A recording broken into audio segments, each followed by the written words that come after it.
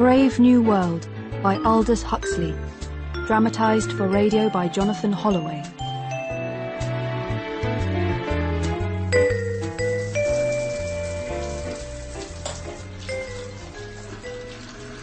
Are you finished in the bathroom, Fanny? Yes, it's all yours. Oh, you look terrific. Of course.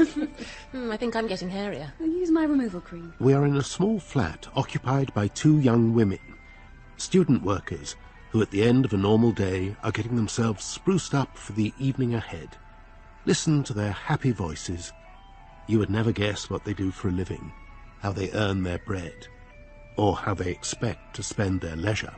Tonight would have been my 30th new man. In how long?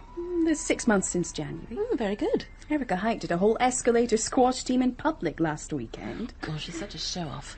What do you mean, would have been? I may just stay in. I'm not feeling too good. Oh, what's the matter? Well, Dr. Wells says I should have a 3-month pregnancy substitute. You're only 19. Let me introduce myself. My name is Helmholtz Watson. I've decided to write an account of what I now see as an irretrievably corrupted humanity. There might be a very slim chance people will return to a healthier way, and maybe that's why it's worth recording this. That's what I tell myself. I don't hold out much hope, but it is a way of perhaps preserving my own sanity just a little longer. Writing gives a reason not just to curl up with an overdose of the current neurotoxin of choice, soma. Well, Dr. Wells says that women like me with wide pelvises ought to have their first simulated pregnancy when they're 17. I don't usually like wide pelvises, but somehow you carry it off.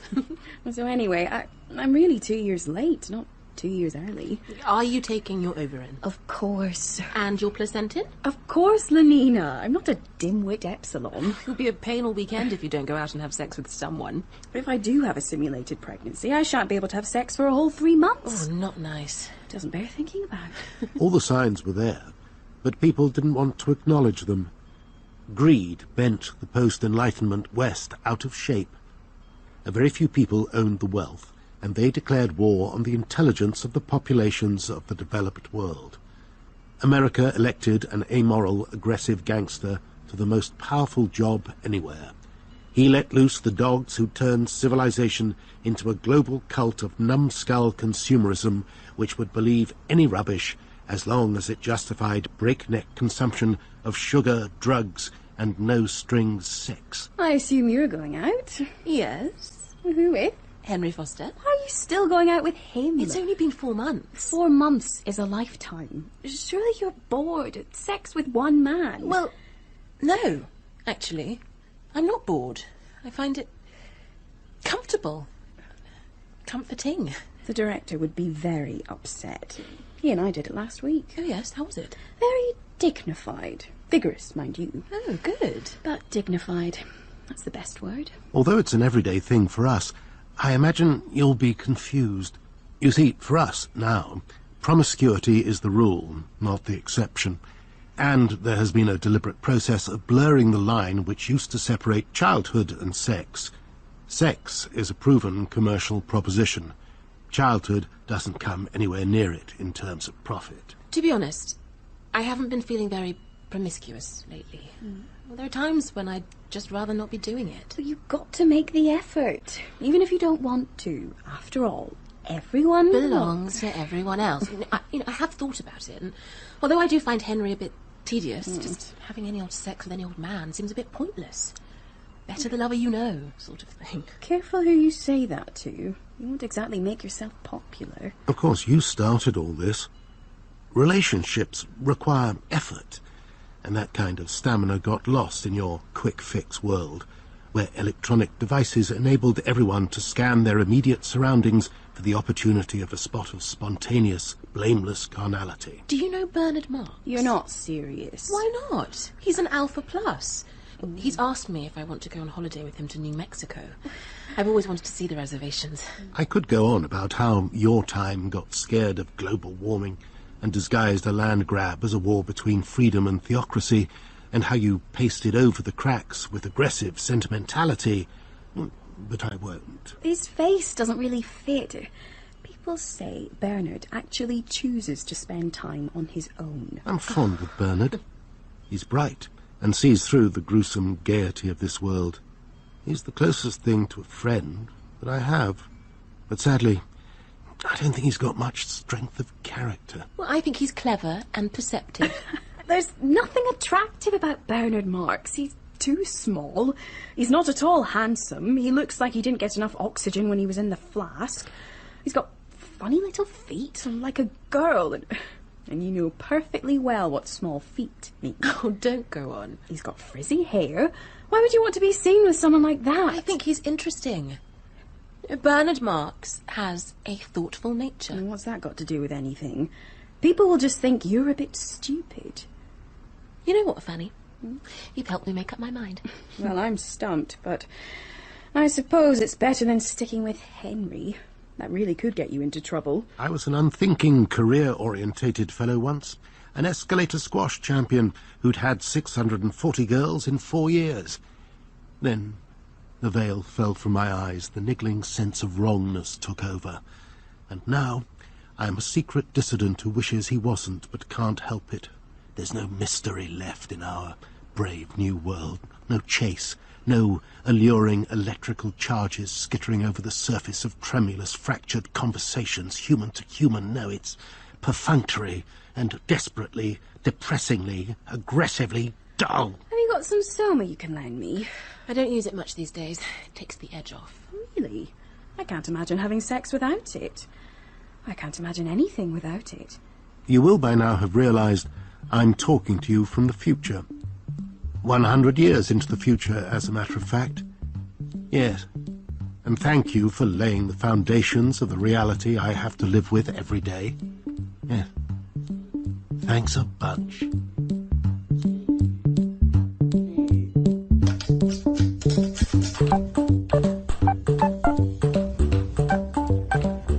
Come along now, everyone, and dawdle. I enjoy these face-to-face sessions with the student body, but as the director of the London hatcheries, I can't hide myself away with you all afternoon. Sir, someone said you'd be teaching the electroaversive therapy module yourself. I used to. But not this year. I am an academic too, but in the College of Emotional Engineering. I do a lot with media and conditioning, and mostly that involves making up stories, or more accurately, fictions, that convince our people they're happy. I know how it all works from the rancid core outwards. Please, stay with me as I reveal my world piece by rotten piece. Here is an eminent man giving his students a little tour. Please gather around. I don't like shouting. We give some embryos less oxygen. That retards their development. The lower the grade, the less the oxygen. The first organ affected is the brain, after that the skeleton. At 70% of normal oxygen, you get dwarfs. At less than 70, eyeless abominations. Such a smooth voice. It makes the extremity of what he does somehow acceptable. It's the same voice which only has to ask politely, and any of the young women he's training will gladly hop into bed with him. Eugenics was, in your time, a dirty word, something the Nazis did. Now, it's a respectable trade. You may ask, what does the hatchery hatch? The answer is human beings. We predestine and condition. We decant our babies as socialized human beings, as alphas or epsilons, as future sewage workers or future directors of hatcheries. Let's move on up to the next floor. How many goodly creatures are there here? How beauteous mankind is. A brave new world that has such people in it. Lowering the temperature in the incubators and bombarding them with X-rays leaves the grown human being with a horror of cold. These drones are predestined to emigrate to the tropics. The miners, acetate silk spinners, and steel workers. And why would that be appropriate? They thrive on heat. And that, in a nutshell, is the secret of happiness. Liking what you've got to do. Training teachers like me is high risk. They have to be educated to do their job, but they mustn't be educated enough that they start to question how things are done. The tendency towards doubt must be neutralized. If not, the result is self-loathing, antisocial behavior, and ultimately, the penal system. You can see from the sign, this is where we condition the Alpha Plus intellectuals. We need them smart, but thinking along pretty narrow pathways. They must, above all else, be useful. So we show the Alpha toddlers paintings from the past, the names of novelists in big letters, and other artifacts from dead history. While they're taking all that in, we hit them with huge volumes of industrial sound and give them electric shocks through the carpet. They dance and cry like puppets. We do it repeatedly. For them, books and paintings and words become associated with pain. So they grow up safe from unhelpful ideas and ambitions, hating those useless old things all their lives. Hating what the old order called inquiry. But it doesn't work in every case. There isn't even the old pretense of democracy anymore.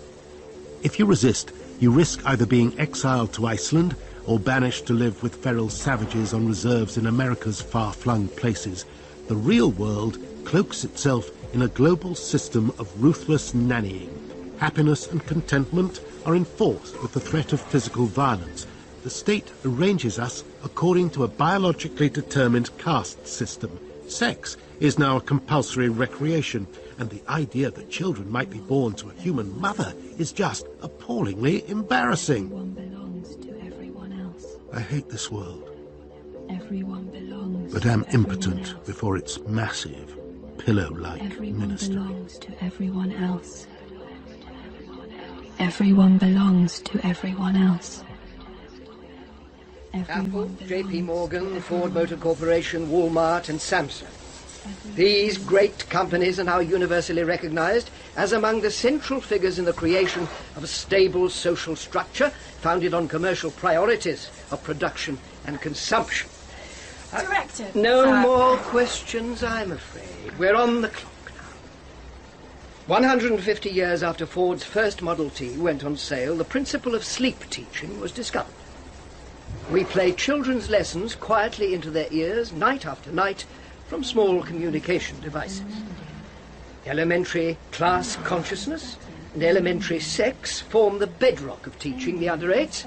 Elementary dislike of other castes and an elementary desire to have sex with as many partners as time and opportunity will allow. Sexualizing of the child while also making sure there's no impulse to reproduce. Those are the great victories of our time. The only relief from torment comes in the few seconds after I've woken up in the morning. That's the pause between the dull ache of knowing something is wrong and the full-blown realization of the truth. That the world is intellectually dead. We thought sleep teaching could be used to make intellectuals, but we found it more useful as a way to inculcate the absolutes that determine rather than caress the mind. Ford was right. History is bunk.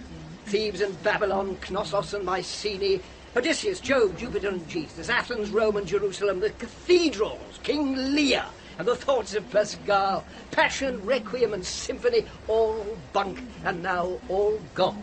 We are free, released, and that includes women's previous enslavement to pregnancy. Oh yes, women no longer have to suffer the horror of having a live baby crawling about in their insides, and we've all been relieved of the horror of growing up in a home with a family. I imagine it was terrifying. The public mind is cauterized by reverse morality. Friendship, love, simplicity, they're all drowned by enforced promiscuity, sensual and intellectual, self-love, materialism, fear of aging, fear of wisdom. Can you pass my towel, Henry? I've got soap in my eye. I like to give her a whack on the thigh when we're at it. See the ripple travel across and the livid pink from the smack. Towel, Henry? Oh, thanks. Could you please not talk as if she's just meat? What's it to you? I'm the one going out with her. I can say what I like. She's certainly worth you having a go on. Wonderfully pneumatic. Oh, there you go again. I've asked her to come to New Mexico with me. She said she'd think it over. That's fine. Is it? Look, Bernard, you don't have to ask my permission. Lenina and I enjoy each other. But it's time we took a break.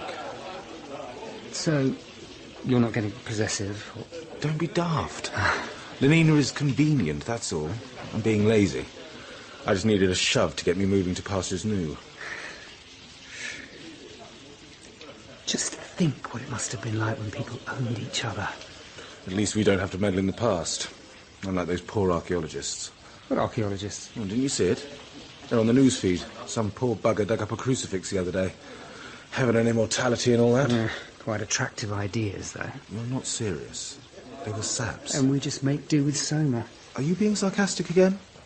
We're lucky, Bernard.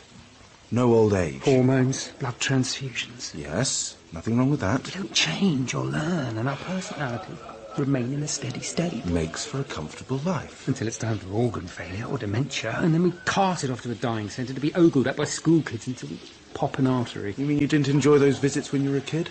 People used to get cleverer as they got older, more mature, wiser. I just want to buy stuff and muck about for the rest of my days, thank you very much.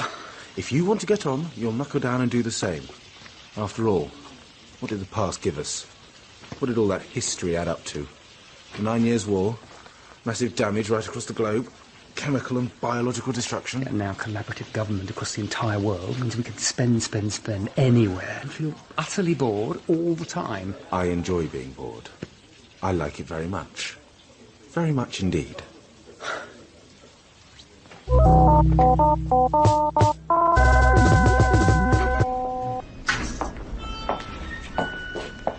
Guess what, Bernard? Lenina, where did you pop out from? I thought you'd be home by now. Well, I have been home. I got dolled up and came out hunting for you. Well, guess what? What? I just saw Benito Hoover in the lift. I had to laugh. Why? Well, under those clothes, he's as hairy as a primate. Why would I want to know that? Oh, sorry. Sorry, have I said something wrong? It doesn't matter. Well, I understand, though. I do, Bernard. One says those things because they're supposed to be funny, and, I mean, most of the time they are. But these days, I find that sexy talk. I don't know. A bit sad. What do you mean? Do me a favour, Lenina. What? Let's try and keep off the subject of your former conquests. I've been in a funny mood lately. Have you? I thought you were seeing Henry tonight. And George Edsel was in the lift, too. Why does that matter? I couldn't fancy someone with such big ears. Sorry, I'm just teasing you. You mentioned you wanted me to come to New Mexico. Did you mean it? Yes, of course. But look, I wouldn't want to put Henry's nose out of joint. Oh, he's not bothered. Yes, he said the same to me. You do want to have me, don't you? Oh, absolutely. You haven't changed your mind, then? Absolutely not. Are we flying out on the Blue Bullet? Yes. From the Charing Tower or Hampstead? I'm not sure. It's a lovely evening. Well, let's do something together, then. No, I have to go. Henry gets cross if I keep him waiting. I thought he wasn't bothered. Well, he just doesn't like lateness. Says it's rude. Well, let me know about the dates and good time, won't you, Bernard?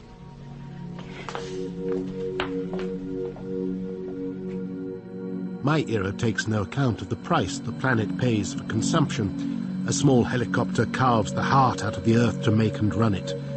I don't own one. Many do. Titanium gouged from the Far Eastern landscape. Aviation fuel sucked from seabeds laid waste. Atmospheric warming, raising sea levels so whole island communities just vanish.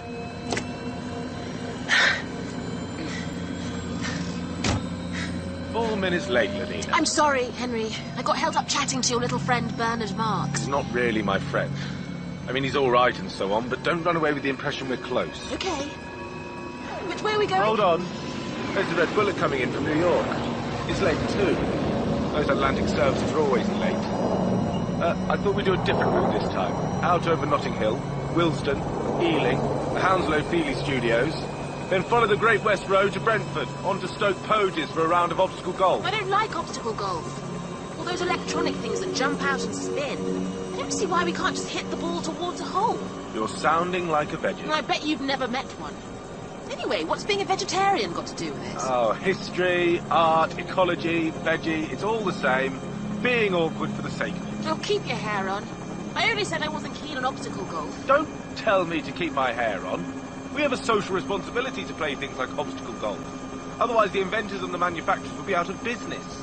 Anyway, what kind of idiots would be entertained by simply hitting a ball and wandering after it?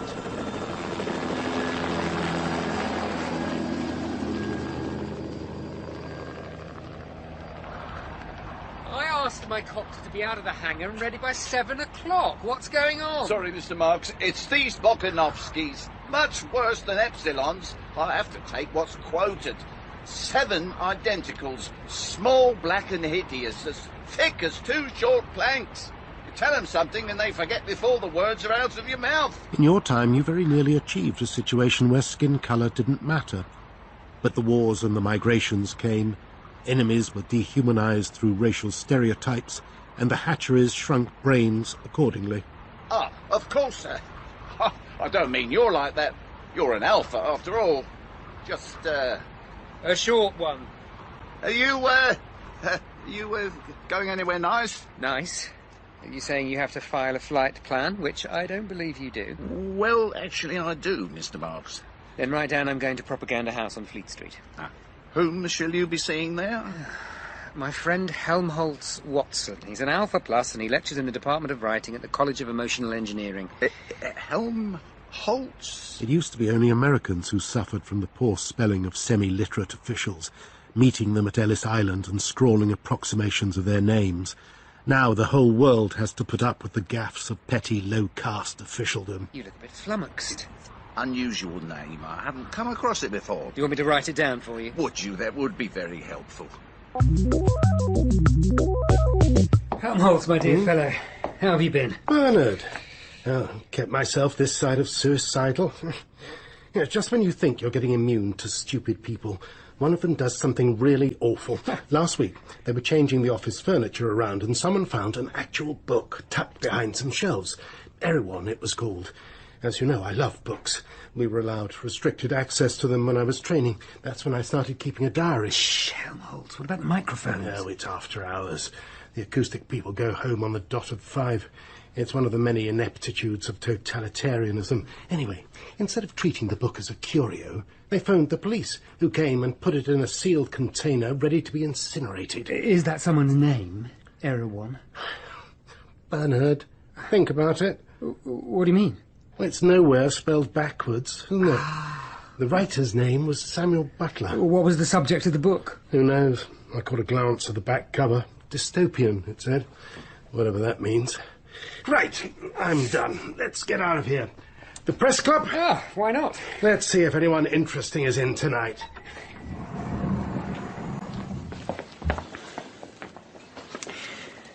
You know, Helmholtz, you really do need to be a bit more careful. You're too damn clever. It makes people suspicious of you. I get some of the same, not because I'm clever, but because I'm too damn short. And I'm just built too damn big. You'd think in a seat of learning we'd be beyond this claptrap. Toe the line, keep your head down. The academe is now a byword for brown-nosing and knitting your brow at people like me. To be honest, I've no idea why they still trust me with students. Words are dangerous. And wordsmiths are simply not to be trusted. We like to think of ourselves as rebels, don't we, you and I? But actually, we're just tame monkeys. They keep us as pets so they can show off how enlightened they are. It's a measure of how limp we are that we're still employed. As soon as we became a real threat, we'd be out on our ears, or much worse. I got a dressing down from the director of the hatchery yesterday. Well, that's what he thought he was doing. I walked into his office to ask for a permit to fly to New Mexico to have a peep at the ferals. I want to take a girl with me. Has she got a brain? Yes. Actually, I'm quite optimistic about her. For the New Mexico reservation, I see. I went there once. Must have been your age. So, 25 years ago, then. Don't look so worried. And for a while he went rambling on, got lost in his own memories of trekking in the reservations. I had the same idea. I got a permit for New Mexico, took a girl to look at the savages. She was a beta minus. Yellow hair, particularly pneumatic. We peered at the feral savages and rode about on horses. And then she got lost up some revolting mountain. What did he mean, lost? He certainly let something slip there. Something he didn't intend to. I went to sleep, and she must have gone for a walk. When I woke up, she wasn't there. And there was a huge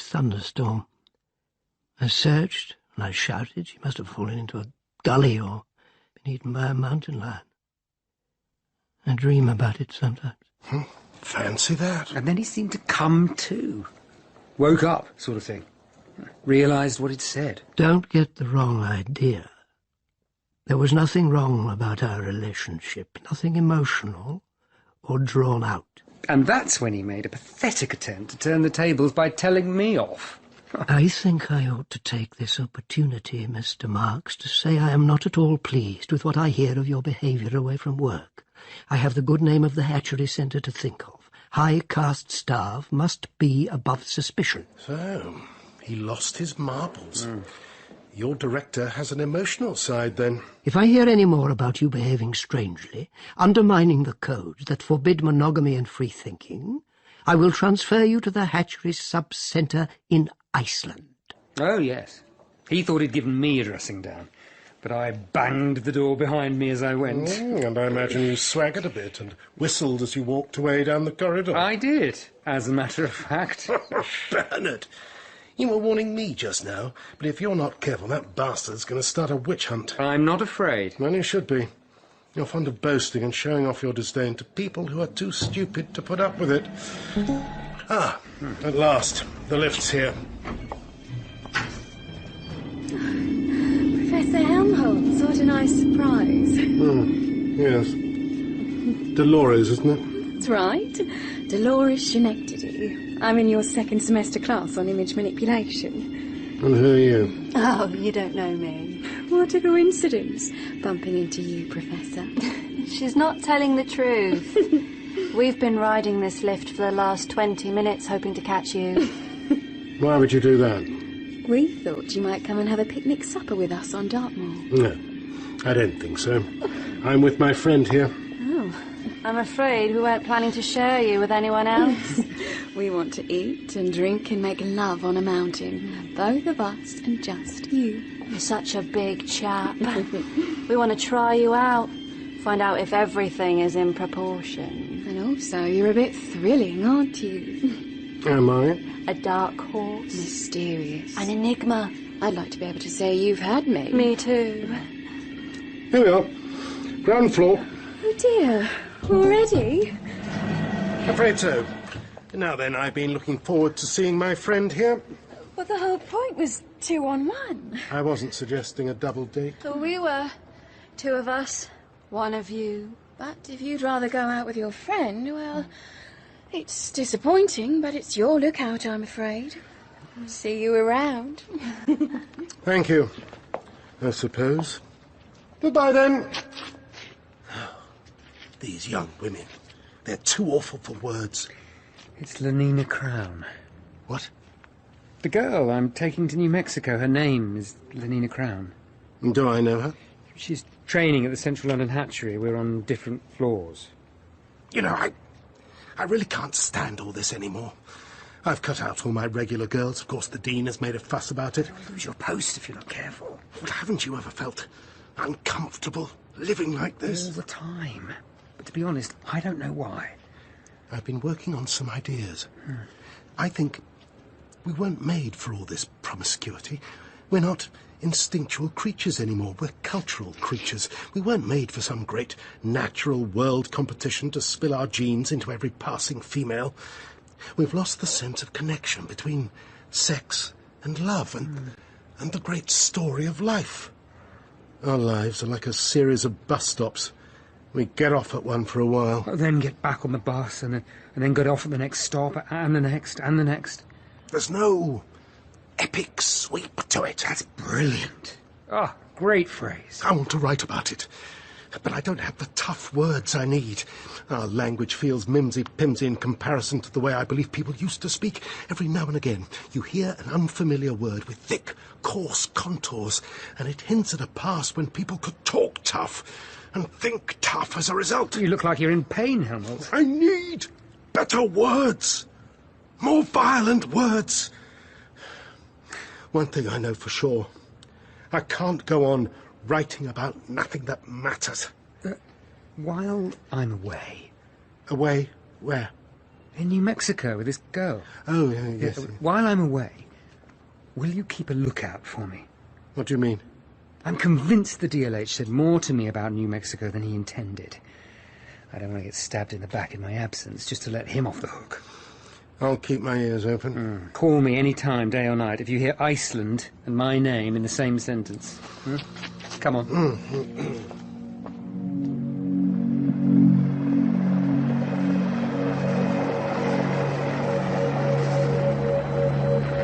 So this really is a date, Bernard? Yes.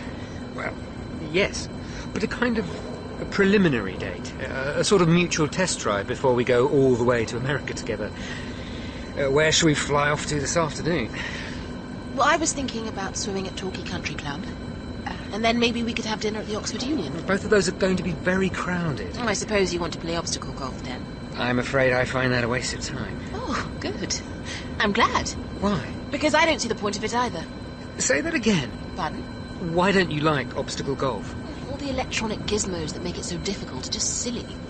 I'd rather be in bed having sex, or dancing, or eating a nice meal. Lenina, I've been searching for someone like you. What am I like, then? And if you say interesting, I'm going to ask to go straight home. What's wrong with being interesting? Well, that's what people say about ugly women. Oh, that Jackie so-and-so, she's really interesting. I'm not a brave man, Lenina. But I think I know what matters.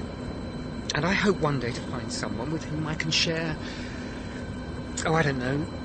Share an affinity, with whom I can be spontaneous. Spontaneous? It's a bit of a naughty word. It's sort of tingly.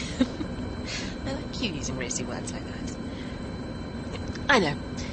Why don't we stop talking and leave London without planning anything? I'm supposed to punch in a flight plan. I have been up in helicopters lots of times with men who've forgotten to send a flight plan. Nobody cares about them, really. It's just a silly rule. I wouldn't want to draw too much attention. So you don't want to be spontaneous? All right. I'm going to take you somewhere that's completely isolated. But Bernard, there's no need. We'll be together by ourselves all night. I mean somewhere majestic. You really are completely off the scale, Bernard. Bonkers. But I like it. Do you want some sober? Absolutely not. I want to be wide awake with you, Lenina, drinking in the sight and sound and smell of you. I should run a mile. There's something about you, Mr. Marks. Hold on. All that water, where are we? Heading out over the Thames estuary. You mean we're over the sea? Where are we going? The North Sea. Look. No, but it's horrible. It's cloudy and the surface is very lumpy. Turn the radio on, please, quickly. No. What? I don't want that incessant, Mark. I want to look out at the sea and feel lost. We're not lost, though. But that's how I want to feel. No, but music takes your mind off things. And to tell you the truth, I'm getting a bit scared. Oh, why on earth be scared? The land is disappearing. There's nothing but greeny greyness. It makes me feel as though I'm more me, not so completely part of someone else's plan. Why do you get these unsettling ideas? From my friend, Helmut. He's got a brain the size of a planet, and he's brilliant. And he's unhappy and hates everything all the time. Oh, don't you think we should turn around? Don't you want to be free, though, Lenina? Not if this is what you mean. Besides, I am happy. Sort of, and I think I feel as free as I want to be. Oh, yes, everyone's happy nowadays. Wouldn't you like to be free in your own way? I think you'd better take me back to London. But we're more intimate here, more together, aren't we? With nothing but the sea and the moon. No one can hear us or see us. Please, don't be angry, but I'm not really coping. Can we go home now? All right, then. We'll go back.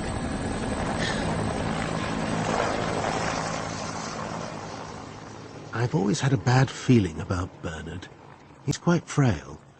Tends to jump at things without considering the consequences. I worry that he misreads me. I've got used to keeping a part of me sacred. The part that knows this world is a pale shadow of what it should be, and that they did things better in the past. I've learned not to take hold of the rope with which I might be permitted to hang myself. Bernard is an idealist, and an idealist is just one notch away from a martyr. Anyway, Bernard returned to London and took Lenina to his apartment. He was in a strange mood, hysterical, chugging down Soma like it was sweeties. I know what's supposed to happen now. I'll put some music on, something smooth and romantic, and then you'll take hold of that diagonal zipper and slowly draw it down across your body. Then step out of your jumpsuit and walk to the bathroom, passing close enough that I can smell your scent. Certainly.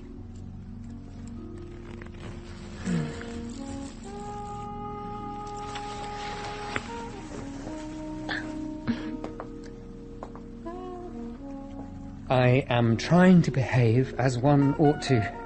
Pardon? You look lovely. Pneumatic. Not too skinny, though. Perfect. Perfect muscular elongated haunches. Perfect cuts of meat. What? It's something my friend Helmholtz said, the way people talk about women.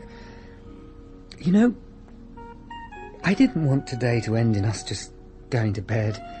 Then what did you want? I wanted, just for once, to try for a real connection. For sex to come with a garnish, I wanted to be made to wait. Tantalised. I didn't want just to be given it on a plate, accompanied by a limp smile. I don't think my smile is limp. That's not what I meant. I'm getting mixed up.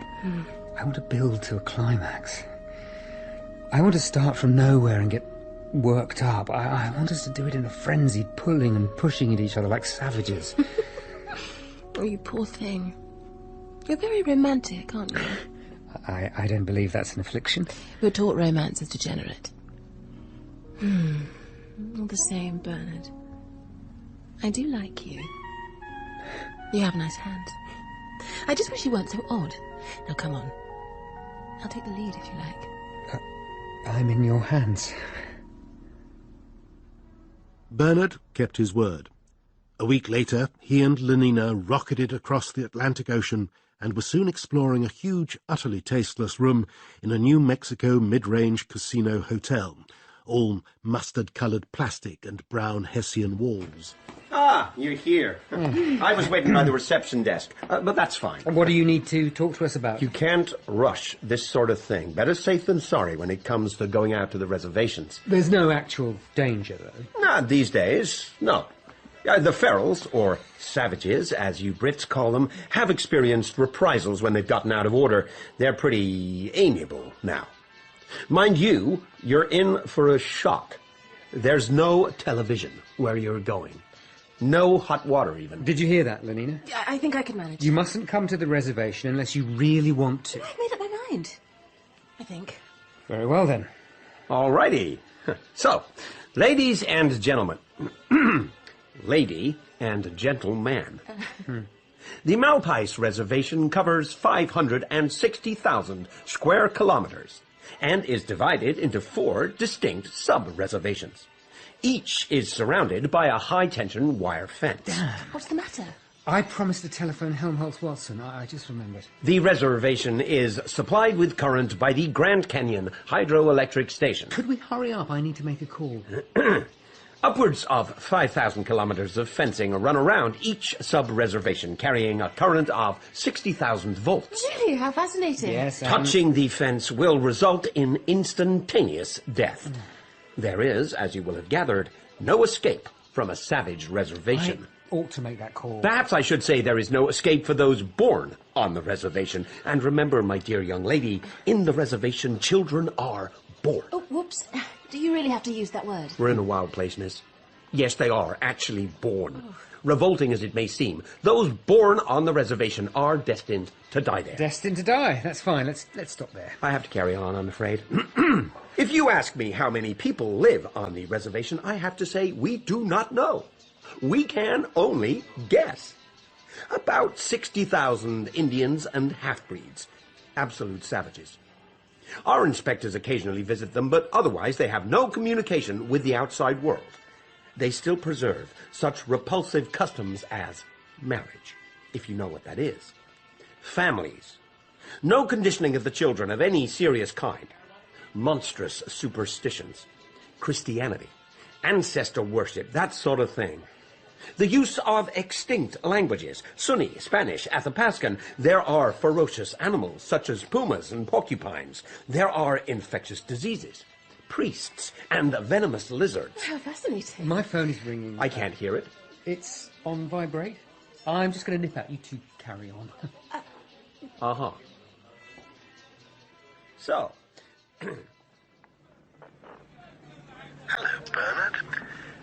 thought you were in America.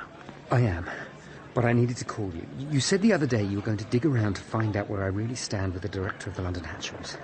And I did. I was going to leave it until you got back. I didn't want to spoil your holiday. Go on, then.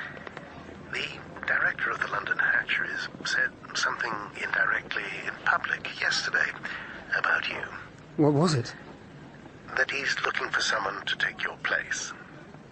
Did he mention anything about Iceland? Yes, I'm afraid he did. He mentioned how much they needed quality staff like you out there. Oh, no. What's the matter, Bernard? I'm going to be sent to Iceland. Excuse me, I have to finish the briefing. Carry on, then. Don't be alarmed, but it's best you're prepared. What for? When we fly in over the electric fence, you'll see a lot of carcasses inside the wire. The animals never learn what the fence really is and what it will do to them. You will be staying at the Malpais Rest House. There will be a dance there this evening. I will take you there accompanied by my own sullen young savage. He'll keep you amused. He's funny, the way he pulls faces and jumps about. But don't worry, we'll be back here tomorrow. Just remember, they are perfectly tame. Savages won't do you any harm. They've had plenty of torture and starvation when they act up.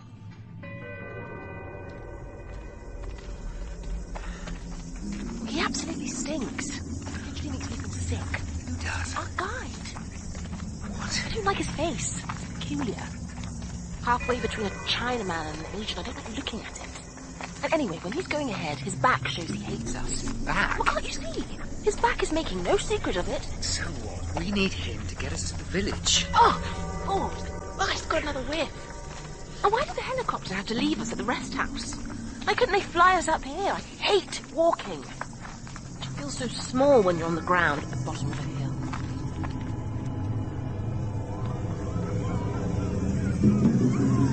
Who are all these people? The villagers. Why are they dressed like that? They're practically naked. Oh, where's that horrible guide gone? Lenina, the true spirit of adventure requires we observe, study, try to understand. We don't need to be spoon-fed a running commentary. Besides, they don't speak English. They're like children. They've woven furry stuff into their hair. Those feather cloaks are fantastic. Imagine the work. What are these two doing?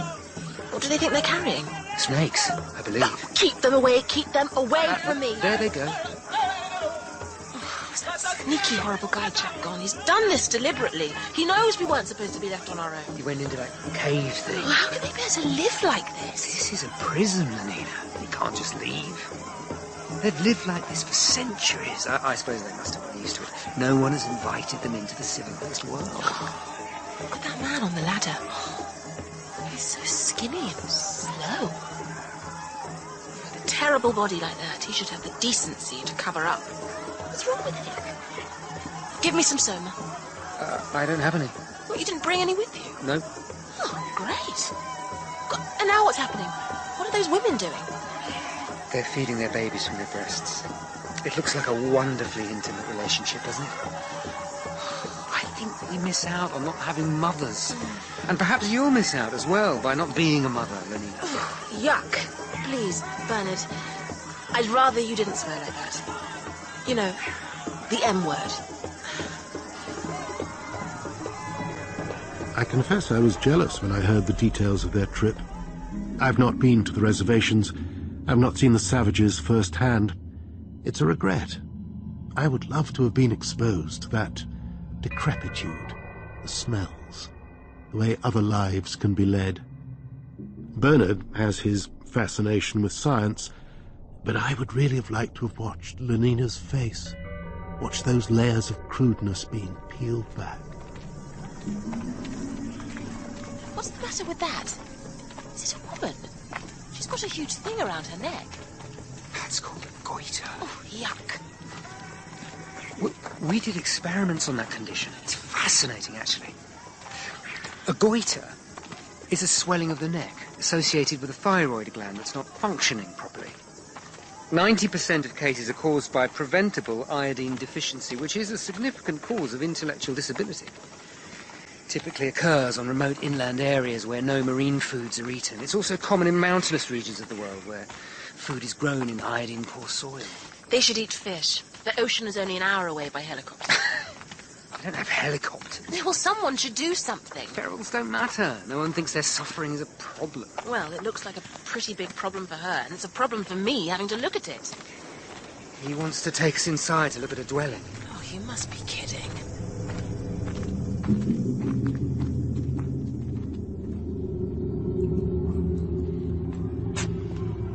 Smoke, burnt fat, sweat, and a bucket of poo. Well, you really know how to give a girl a good time. You should broadcast on the Holiday Channel. I think this cave passes through the rock, and there, out there, there's another terrace. Can you see? That's where the drums have been taken. Can you feel the mood, the excitement? Oh, there's something nasty going on. Why am I not surprised? There's blood. They're scourging him. What? I brought you here because I genuinely thought you'd be interested. Why don't you give your brain a chance? Well, just look at what's going on. They're whacking and scratching him in time with the drums. He's a sacrifice. It's a bloodletting. I am not going out there. It's a classic scapegoat situation. One person is symbolically sacrificed to wipe away the sins of the community. It's the, the Jesus thing. Why are you talking like that? It's disgusting. Look at the way the boy's welcoming it. Look at him smiling so proudly. He clearly doesn't want to run away. It's an honour to perhaps make the crops grow, to perhaps show them he's a man. Oh, it's fascinating. My son would have been a much better choice. The multitudinous seas incarnadine. What? It's not fair. They won't let me be the sacrifice. I could have bled twice as much and not felt it. You're civilized, aren't you? You come from the other place. Well, you look like us, not them. And the Indians hate me because I'm fair. Linda is my mother. Hey, don't look at her like that, Cerdos. How did you get here? I came from London a long time ago. Before he was born, with the bastardo who was his father. She doesn't like talking about it. My mother... Oh, do you have to use that word? But that's what she is, perra orgullosa. Oh, please, don't take offense. Please carry on. She went walking alone in the mountains to the north. She fell into a ravine and hurt her head. Go on, please. Hunters from Malpais found her and brought her to the pueblo. Linda never saw my cobarde father again. Linda, what was his name? I'd rather not. Su nombre es Thomas. That's the first name of the director of the London Hatchery. I don't think you should jump to any conclusions. Something similar happened when he came to New Mexico. Well, how do you know? He told me himself. Well, he wouldn't have told you if he thought there was a chance you'd run into her. Unless he was convinced she's dead. Maybe he tried to kill her. Maybe he thought it succeeded. He thought we died.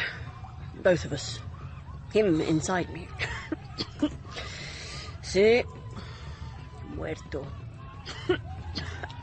Otherwise, he would not have had the courage to leave. My mother doesn't talk about it because, le duele el corazón. It hurts her heart. She tries not to care about what Thomas did to her, but I see the sorrow in her face every day when the mezcal wears off. He must have been a bad man, un hombre no natural, to run away and leave her alone, to fly away and leave me as well. There will be a judgment on him one day. Come on, Bernard. The director of hatcheries wouldn't have partnered.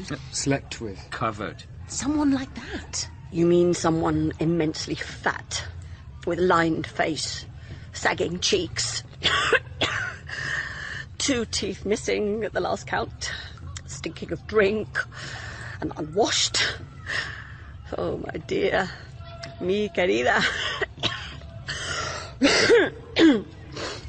I didn't always look like this. You see, here we actually do get old. I've still got the clothes I came in, put away in a box, but they don't fit. Haven't for a long time.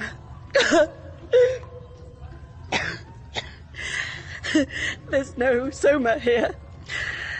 I only have mezcal when the man Papi brings it. Estaba tan avergonzada, so ashamed. Me, a beta having a baby. I still don't know how it happened. I don't know what to say.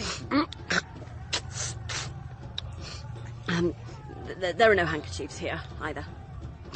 There's just filth. Filth! How did you meet Thomas? I worked in the fertilising room at the Central London Hatchery. Well, that's where I work. The way they make babies here, and relationships. No doubt you'll think it's disgusting. Well, tell us. In your world, everybody belongs to everybody else. But here, nobody is supposed to belong to more than one person. And if you have people in the civilised way, lots of them, these people think you're wicked and antisocial, and they don't know anything about controlling their fertility. Las mujeres, the women here, have children over and over again. Like dogs. But how did you manage to get pregnant before you came here? I said I don't know. But anyway, John has been a great comfort to me. Te amo, madre. He has tried to kill some of the men when they come near me. Men like Papi with his mezcal. John gets his ideas from the Indians.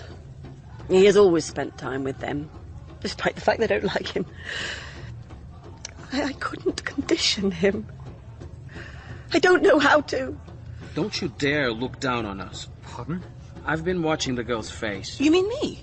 How do your women avoid getting pregnant? Chemicals. Productos químicos. And where do you get them from? Out of bottles. No, I mean, how are they made? In factories. That's right. But how? I don't know. Do you know, Bernard? No, not really. The Indians know more than you. The great god, Awona Wilona, made all things out of the fog of increase. His seed was laid in 4 wombs to make all that we find on earth. You used some words just now when we met you. Strange words that I seem to have heard before. The multitudinous seas in Carnadine. Where did you get that? William Shakespeare. Ugh, well, we managed to get rid of him. But to live in the rank sweat of unseamed bed, stewed in corruption, hunting and making love over the nasty sty. The dealer, Papi, who came and used my mother under the sable wings of night, he brought me a book. The complete works of William Shakespeare. His words take something ugly and makes it again in the year, so it has beauty, a pesar de sí mismo. What's he talking about? Something we've lost, I fear. Papi. A man who could smile and be a villain, eh? I tried to kill him when I was small. I didn't succeed. I would if I tried now. He bled. He stared into my eyes, bleeding, holding me down. Pero él no me mató. He just left, and we never saw him again.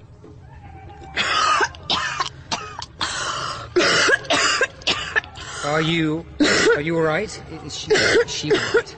Oh, she's sick. The mezcal has made her sick. You look disgusted. And bored. We're alone, you see. Utterly alone. We only have each other. We speak English to each other. And you are the first we have spoken to for many years.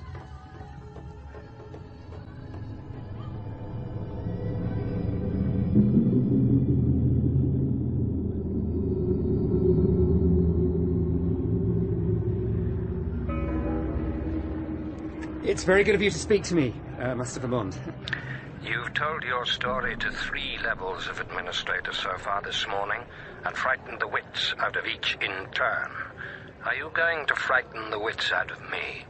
That isn't my intention. You only get 1 crack at speaking to the controller in Whitehall. I hope you're going to impress me. I have discovered an Englishwoman and her son living in squalor among the Indians of the Malpais Reservation in New Mexico. This has been explained to me.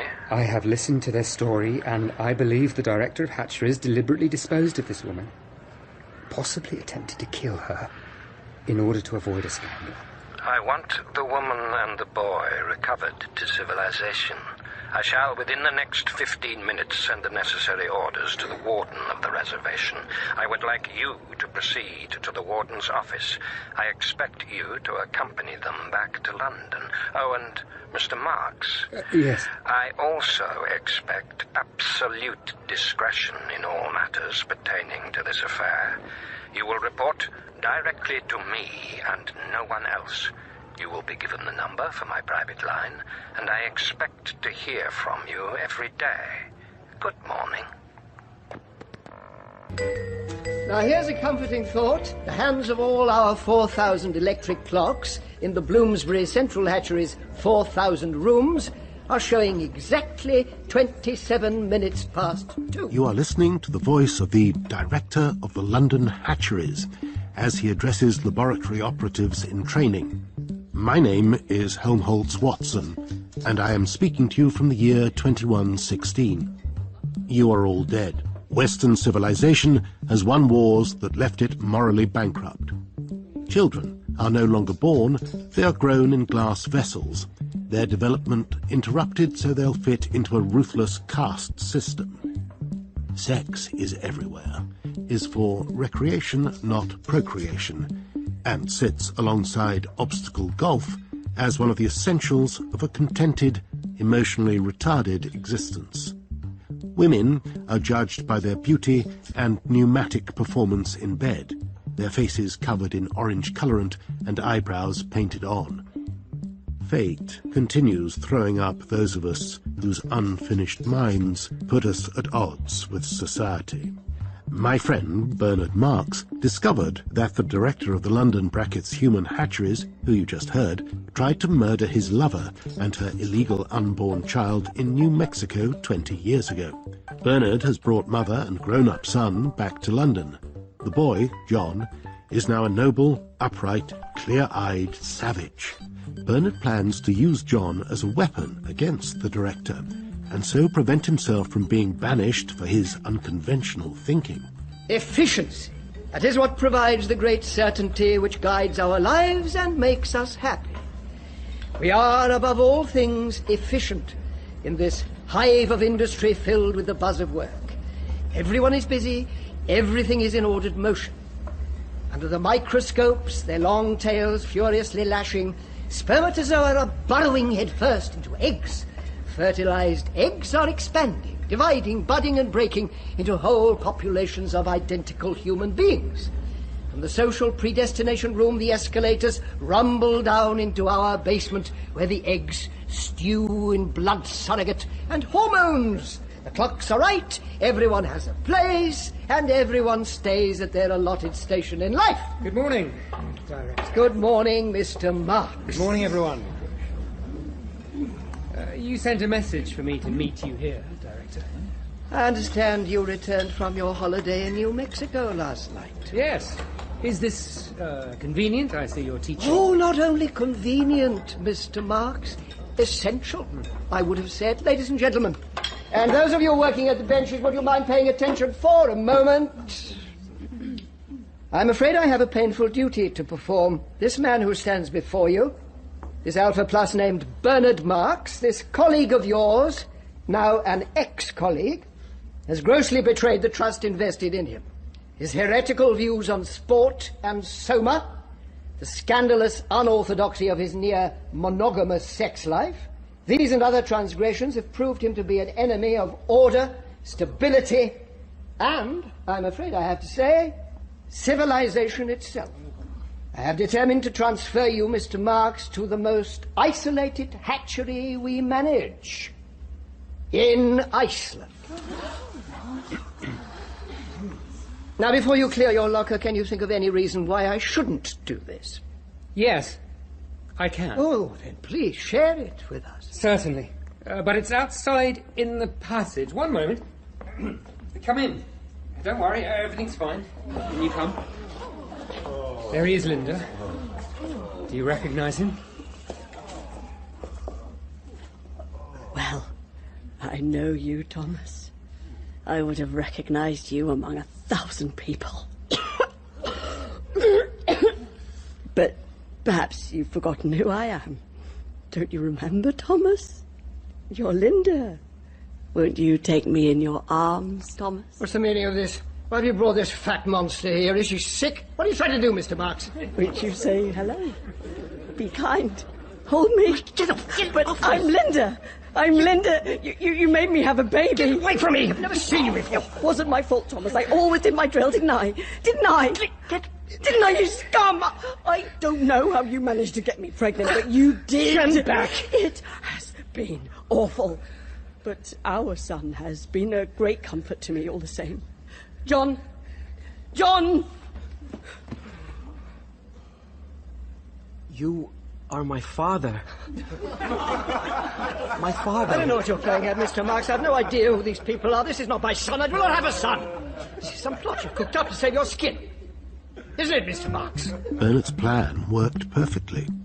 He had humiliated the director of the London hatcheries and saved his own bacon in the process. But this wasn't the only opportunity Bernard spotted.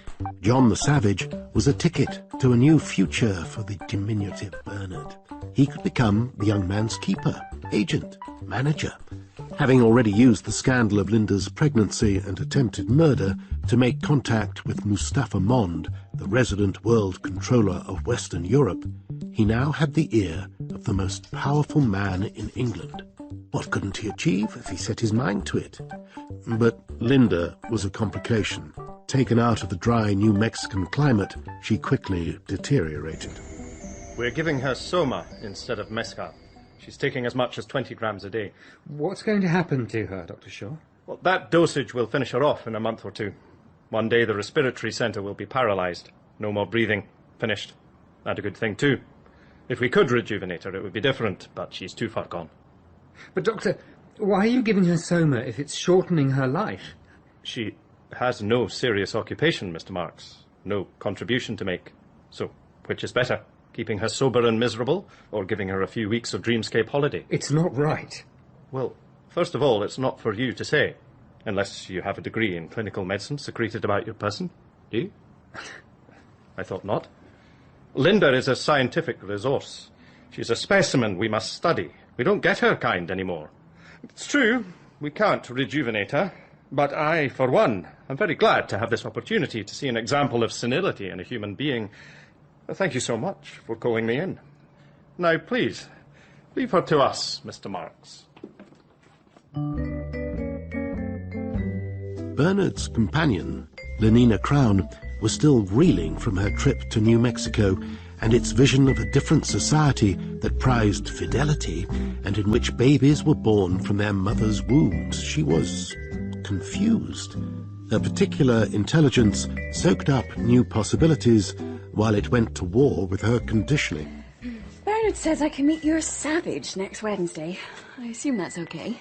Why wouldn't it be? Can you pass me that serum? Well, you've been a bit touchy.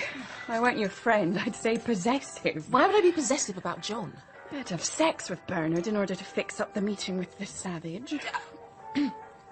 Well, I'm glad, Fanny. Maybe now you'll admit you were wrong about Bernard. I suppose so. Once he actually had me, I realised he's all right. He's quite a go-getter, isn't he? Well, he didn't used to be. In fact, that's why I liked him. But everybody wants to meet him now. Bernard's got invitations from the director of predestination, 3 assistant fertilizer generals, professors at the College of Emotional Engineering, the dean of Westminster Community Choir, and the list goes on and on. But what exactly does he do? Bernard? John the Savage. Well, he doesn't have sex with people for a start. What? Why on earth not? Perhaps that's why everyone is so drawn to him. He just won't do it, refuses, saving himself or something. I mean, what does he do at these sessions, performances? John gives a sort of improvised lecture. He reads poetry, recites Shakespeare, spouts some unintelligible philosophy about abstinence and monks who once lived in caves. I mean, none of it adds up, but the audience like it. At one moment, they're won over by his innocence, and the next, they're laughing at his crudity. Lenina, you like him, don't you? John? Of course, John. I'd rather say I'm intrigued by him. His blue eyes. Well, what about them? Well, it's as if they see a different world to ours. Does that make sense? Not at all. But then you seem to make sense less and less. But I'm getting used to it. So, this is very curious, I think you'll agree. Bernard, my renegade partner in crime, was changing, or being changed, because for the first time in his life he felt in control of something. It was going to his head. On the other hand, Lenina Crown, former pneumatic queen of the prone position, was beginning to metamorphose. But into what? You know, you don't need my permission to go with Bernard. Everyone owns everyone else. Well, I just thought, you know, some of his unorthodox ways might have rubbed off. Bernard has become something of a catch, and I admit I liked him very much for a while. But he looks fake alongside John. Anyway, Bernard doesn't seem that interested in me anymore. London is certainly taking notice of him. Bernard had 6 different girls last week, and there were at least another dozen practically banging the door down. Yeah, I don't really think I want to know about all that. Thank you. I believe you envy me, don't you, Helmholtz? I'm rather sad for you, actually. Why? Well, you don't seem to need a proper job anymore. That's not something to be sad about. You're rid of the director of the London hatcheries. Phew, eh? Success has gone to your head. That's unkind. Well, look what's happened to you, Bernard. The system is sucking you in. You like having all the girls you want, and you're not watching your back anymore, which is a mistake. What? Fundamentally, John the Savage stands for everything society hates, but everyone is fascinated by his novelty. He's sexy, but won't have sex.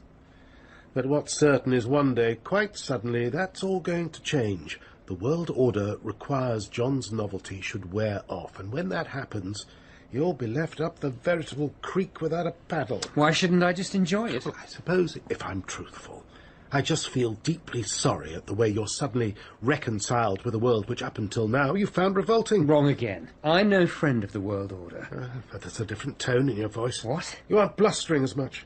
You don't seem threatened. You've become part of the system. Your wisdom makes for poignant but unthreatening broadcasting. Your newly acquired privilege guts you of authenticity. You're being cruel. Your status flows from John the Savage. When his novelty wears off, you'll be left exposed. He'll be cast out, and the same will happen to you. Look up, John. What is it? Don't you think that's impressive? It's a captive weather balloon hanging there like a pearl in the sky. You sound proud. Well, why shouldn't I be? It's nothing to do with you. You don't own it. You didn't make it. You didn't decide it was needed. I agree, it's a good thing. But why would you take credit for it being there? I'm not taking credit for it. Just now you were all puffed up. Against my instincts, I sometimes feel, well, yes, proud is the right word. Proud of what human beings can achieve. An Indian wise woman told me about something she read as a child. The writer's name was Emerson. He spoke of people bound together by a shared human soul, the Oversoul. There's one thing in our godforsaken world I agree with, and it's the abolition of superstition. You've just said it. Said what? God-forsaken. Yes, it might look that way. But God's own Son died on the cross to save us from our sins. God has not forsaken us. And perhaps it's time for another sacrifice to save mankind. I believe in what I can see and touch. Just now you were proud of the human race. Don't worry, it didn't last long. I'm over it now. You felt in communion with your fellow creatures. What is it? That's the Bombay Green Rocket. It flies at 1,250 kilometers an hour. What do you think of that? What should I think of it? I don't know. I suppose you should be impressed. You see? You can't help yourself, can you? Compared to Mustafa Mond's status, power and aura of danger, Bernard Marx is an ant. Why did Mond answer the telephone to Bernard when he called from New Mexico with news of the director of Hatchery's crime? Mond must have spotted something he'd want to keep close, to hold tight. And he maintained regular contact with Bernard through these weeks and months. You see, sir, the Savage shows surprisingly little astonishment at, or awe of, civilized inventions. This is partly due, no doubt, to the fact he has heard them talked about disparagingly by the woman Linda, his mother. I wish you hadn't felt you needed to use that word. He remains steadfastly concerned with something he calls the human soul, which he persists in regarding as an entity independent of the physical environment. I always assumed ferals would be frightening, I had not anticipated your John would be a confused idiot. I don't think he's an idiot. He says he finds the infantile civilized world unsatisfying. He believes we have diminished the qualities that make us human. I'm not sure I understand you. I was trying to point out... You seem to be under the misapprehension we are engaged in some sort of debate, you and I. What? I thought... That we agree all subjects, including the hard-won happiness of the civilized peoples of the earth, the close order organization of humanity by intelligence, talent, and usefulness, the abandonment of emotion as a factor in relationships, that all these achievements are somehow open to scrutiny? I am very sorry if I've caused offence. Not at all, Mr. Marx. You're not important enough to cause offence. There is no offence here. There is only what will prevail and what won't. Have I made myself plain? Yes, sir. You are my spy, Mr. Marx. My creature. I expect you to continue reporting every day.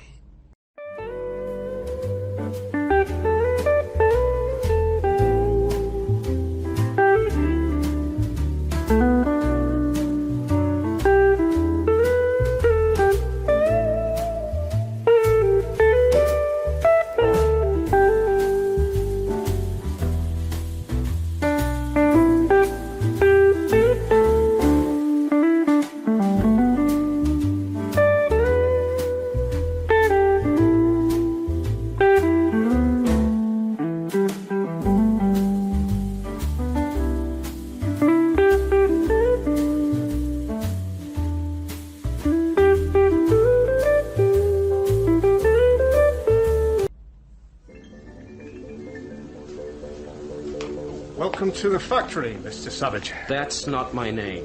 I'm sorry? Not Mr. John Savage, then? It is a name others have applied without asking my opinion. Please, simply call me John. Each process in the factory is carried out as far as possible by a single group of what we call twins. We use the word not because they come in pairs, but to represent their identical genetic makeup.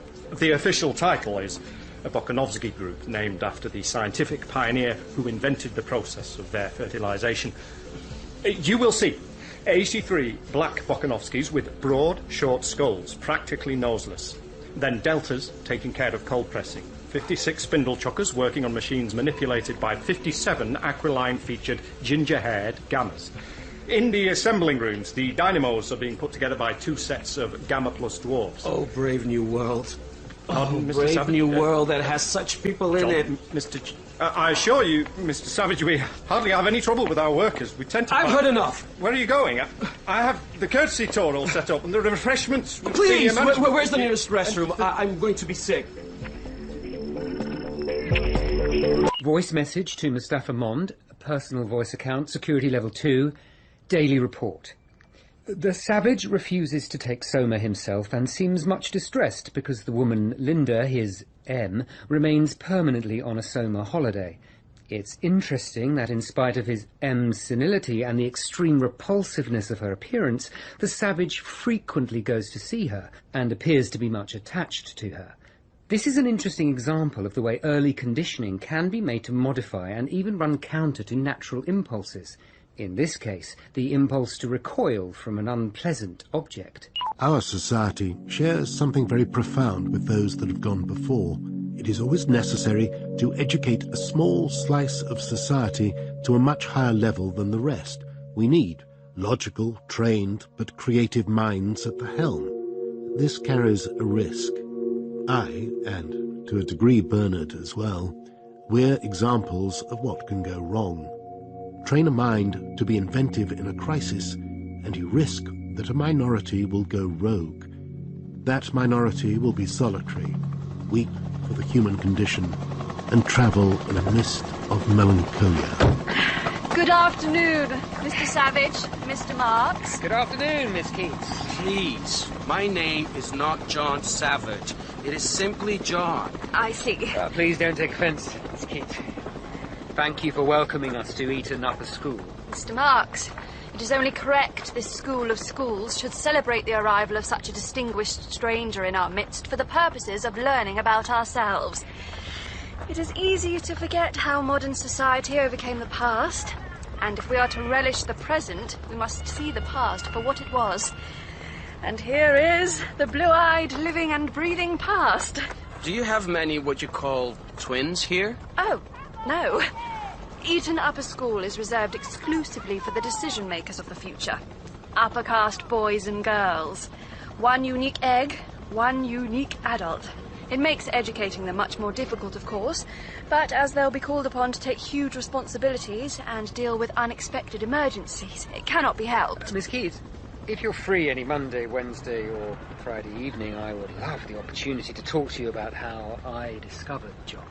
Thank you. I would like that. You have an impish intellectual quality about you which I find very attractive, Mr. Marks. Will Mr. Savage be available too? That's unlikely, Miss Keith. Really? You'll have to explain that to me later, Mr. Marks. Now, I'm going to take you straight to an Alpha Plus classroom and show you a class in Malthusian drill firsthand. After that, we'll go to a geography lesson about Beta Minus reservations, such as the one you're familiar with, Mr. Savage. John, not Savage. And how do you choose where to put a reservation? Well, I don't choose. I don't have anything to do with reservations. Well, how do they choose? The other people? Reservations are in locations characterized by unfavorable climatic or geological conditions, or poverty of natural resources. Places just not worth civilizing. Where the conditions are cruel. Do your students read Shakespeare? Certainly not. Ah, they're coming back from a trip. Where have these pupils been, Miss Keith? Slough Crematorium. Ah. Every pupil here spends 2 mornings a week in a hospital for the dying. They get chocolate ice cream if they see a death. They learn it's good that old people die to make way for the young. When do you start them on Soma? It's one of those insoluble conundrums. Most youngsters are taking small doses of Soma in the afternoons at nursery. But we all know Soma has a negative effect on brain development. Of course, that doesn't matter as a general rule, but our boys and girls are special.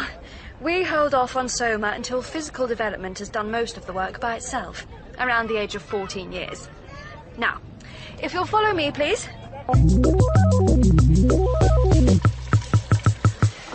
I've left my hairspray in the apartment. Can I borrow yours? I've stopped using the stuff. I'll have to borrow Cindy's. I'm sure she won't mind. Lenina, you're looking very pleased with yourself. That's because I am. Bernard has a meeting tonight, and he's asked me to take John to the immersive cinema.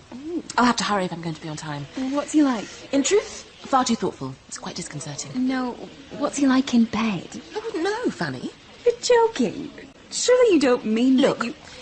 It's wonderful soaking up the attention that comes from being with Bernard and John Savage, but there hasn't been anything physical between John and I. The first thing everyone wants to know is what's it like to make love to a savage. And I have to say, I don't know. Frankly, that's a bit of a shock. Fanny, he's terribly good-looking and everything, but... Well, I... Say it. I'm going to take a risk and confide in you. Go ahead. I listened to Bernard. A lot of the things he said early on about wanting to have a relationship with just one person and explore that, well, that's got inside my head. I wanted to be with Bernard, but he's changed since John turned up. He doesn't seem quite as different, quite as endearing as he did.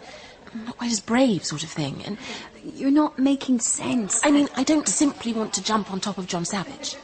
I would like to do it with John now, yes, but properly, as part of a relationship. So, doesn't he like you? Well, sometimes I think he does, and sometimes I think he doesn't. Sometimes he seems to do his best to avoid me. Goes out of the room when I come in, won't touch me, won't even look at me. But sometimes, if I turn around suddenly, I catch him staring. And I can see he definitely does like me. Oh, I'd be confused too. Oh, don't tell anyone. Of course not. I don't pretend to be able to keep up with the twists and turns of your alternative lifestyle. Fanny, the truth is, I like John. Quite a lot.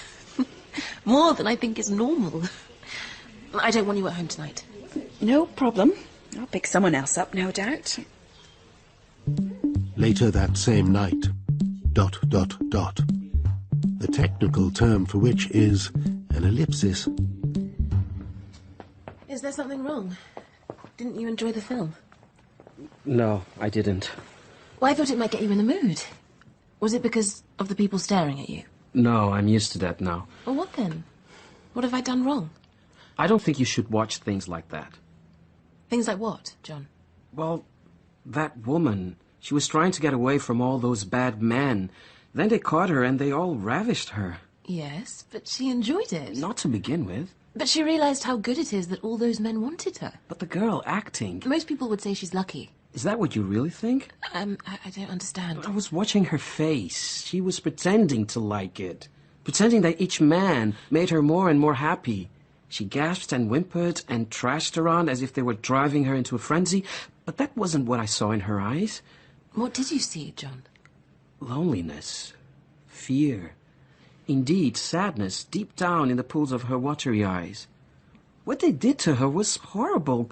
Can you really not see that? John, it was lovely. No, it was base and ignoble.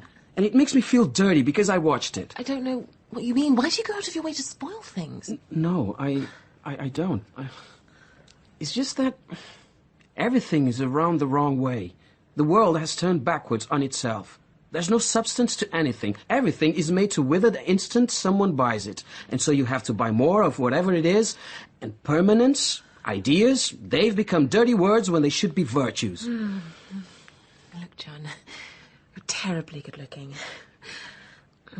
Do you want to take my clothes off, or shall I do it for you? You'd rather I do it myself, would you? Do please say something. Please, don't take your clothes off, Lenina. But, John... I have an important speaking engagement tomorrow. At least Bernard says it's important. I'm exhausted. I have to get some sleep. Take a couple of grams of Soma and we'll just go to bed. I'll lie next to you with a sheet between us. That's all I want. I always thought it would be the likes of Mustafa Mond who'd end John's celebrity, and Bernard's by default. I never thought John would reach breaking point first, that it would be his idealism, if you can call it that, his sense of right and wrong, what matters and what doesn't, that would kill the golden goose. You can't do this, John. There's a huge crowd waiting for you. They're wasting their time. Listen. All these people have been invited for the specific purpose of meeting you. They want to hear you speak. From now on, you must ask me first before you make arrangements like this. I'm managing you. I find the opportunities and set them up, and you turn up and do your act. Act? You've hit the nail on the head. That's precisely why I don't want to do it. I went through all this yesterday evening. I think maybe I shan't do my act ever again. Do you really mean that? Yes! Then what am I supposed to do? What do you mean? Everything you've got now, all the fame, the adulation, the money, I did that all for you. We're a team, and now I'm reliant on us staying that way. My entire quality of life depends on it. Listen to yourself! You are disgusting.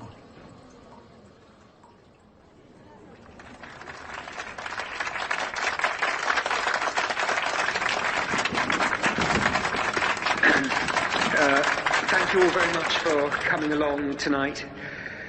John is very honoured by this turnout of London's most important and dynamic minds. I am sorry to tell you that John is rather overcome. It is only 1 month since his arrival in civilization. It has been a shock to his mind and physiology. We need all to understand he is a human being, albeit a primitive one. His senses are overwhelmed, and we think it best if tonight's reception is postponed. I thank you all for your kindness and look forward to receiving your responses to reissued invitations. Mr. Marks! Yes, Miss Keats. I look around me and I see a gathering of the most influential non-twin high alphas in London. I assume you have made the nature of his audience plain to Mr. Savage. Yes, indeed I have, Miss Keats. You and I have a physical understanding. Half the people here attended my school, and everyone here deserves respect. And if I may say so, Mr. Marks, to be feared. As I said, Miss Keats, Mr. Savage and I are very well aware of the status of this evening's guests. I'm afraid I have to wrap things up now. Good night. Sorry.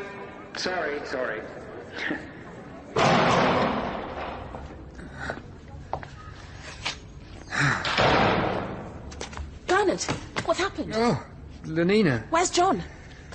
John locked himself in a cloakroom. I expect he's scarpered by now. Oh, where to? Who knows? Who knows what goes through that savage mind, if anything. Oh, he knew I'd be here. Perhaps it's because he doesn't like me.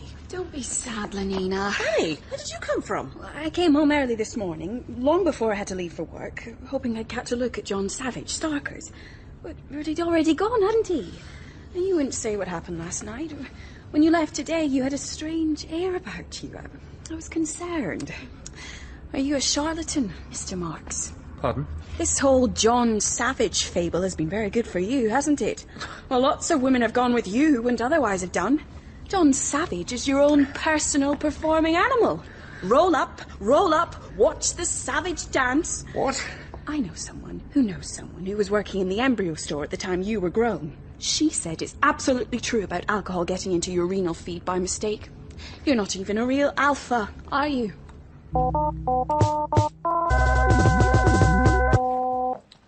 So, John, you found your way back.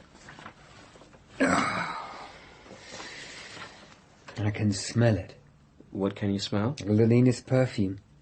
So you've been with her? And where have you been? Hiding. It's over for me. I've fallen off my pedestal. It was never very secure. I mean, it was not a wise cause for you to take up. So you made love. How was it? We didn't do what you mean. We're just together, that's all. If you're waiting for her to fall in love with you, don't. No one does that anymore. It's not on the approved list of emotions.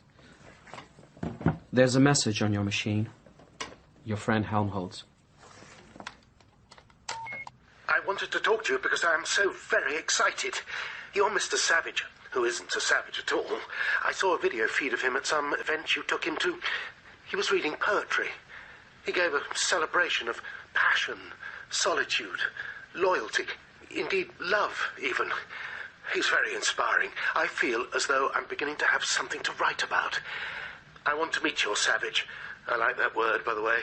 We use it to deny people's validity. I think we should reacquire it, celebrate it, be savage. Although I don't know for the life of me what form that would take. Anyway, please, let me meet him. Any time will suit. I'll make myself available. Bye.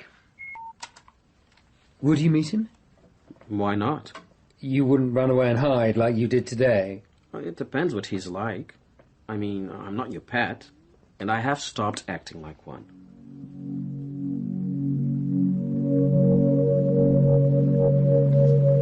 Lenina, please wait. Henry, long time no see. Hello. How have you been? Not bad. Would you like to come to a film tonight? No, thank you. So, are you going out with Harry Benito, then? No. Is there something wrong? You're not ill, are you? Not brooding? Oh, shut up, you stupid man. Hello, you two. Making plans for tonight? Apparently not. Go away, Henry. Certainly. I'm off. Bye, Fanny. Everyone belongs to everyone else. And don't you forget it. Oh. What happened? I just couldn't be bothered with him. I could smell a man. A rather unwashed man when I got back this morning. Was it Mr. Savage? Yes. And how was he? We slept with a sheet between us. It was very chaste. He's the one I want. There are millions of other men in the world. But I don't want them. How do you know until you've tried? I have tried. But how many? Dozens. Well, you need to persevere. While I'm thinking about him. But just don't. I can't help it. Well, take as much soma as you need to forget. But every time I surface from it, I shall like him all over again. I'm disgusted with myself for saying it, and please don't repeat it to anyone else, but I think perhaps you have to take him and make him yours, just yours, and find out what that's actually like. Are you all right? No, not at all. I think what you're doing is stupid, but I understand it. I shouldn't, but I do. I feel... I used to be contented. Oh, I'm going home now to soak in a bath with 100 milligrams of soma and try to forget we've had this conversation.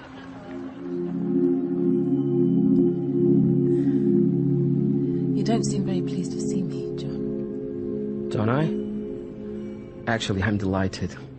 I'm sorry if I don't look it. I'm falling in love with you. but it isn't working like it should. It's making me a bit sad. I don't know why. It's mad, but I'm frightened of having you, because that means sooner or later I'll lose you. I don't understand it either. If any other man had refused to do it with me, I'd have been insulted. You remember that in New Mexico, people still get married? I'd like us to be bound together like that, too. Do you mean it, John? They make a promise to live together forever. I don't know if I could. I'm afraid the idea still makes me queasy. Don't do that. Do what? Resist. I can have an opinion, can't I? When you say opinion, you mean being difficult and spiky. We should be together, like in Shakespeare. Outliving beauty's outward with a mind that doth renew swifter than blood decays. I don't understand that. I love you more than anything else in the world. So, this is finally happening, is it? Help me with my zip. But, Lenina... Don't worry, I'll do it myself.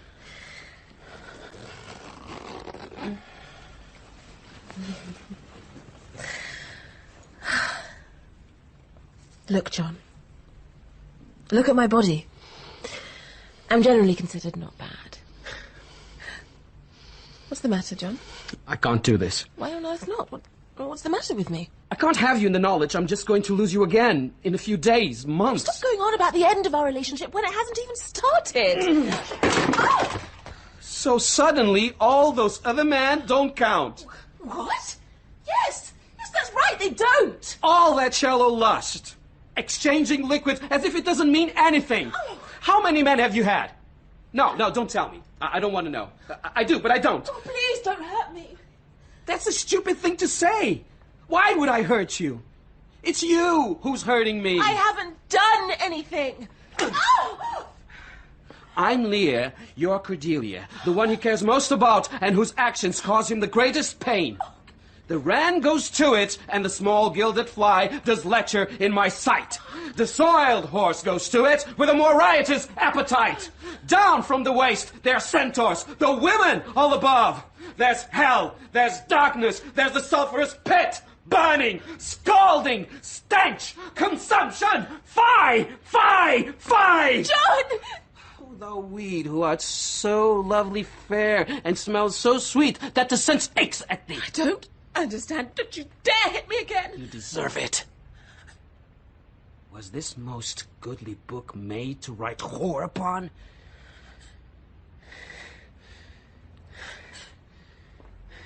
John, do you think I might have my clothes, please? Here. Impudent strumpet. These aren't clothes. They are devices to take men to the precipice. Here. You can't hit me. No one is allowed to hit me. What's the matter with you? If you don't want me, you could have just said so. You don't have to throw me about the place.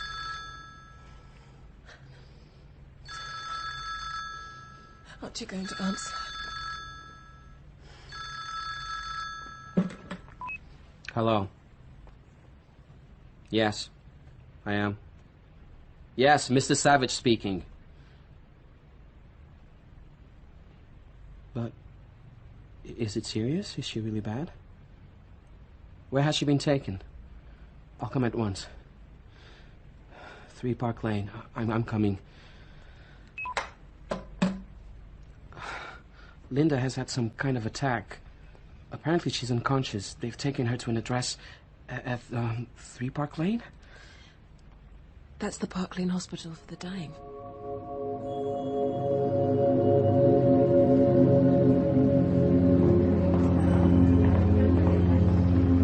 Don't run!